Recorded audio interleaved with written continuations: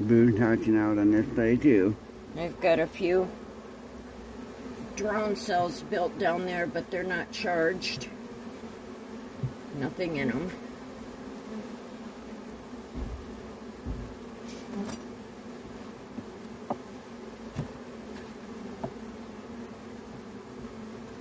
Waited for her to crawl down so I didn't squish her little butt. This one's really light. Set and ready for resources. Yep. And they are starting to put nectar in that.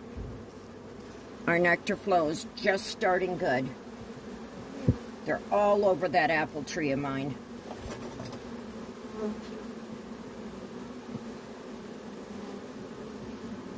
We have good resources here for them, so. They've got that propolised really, really good.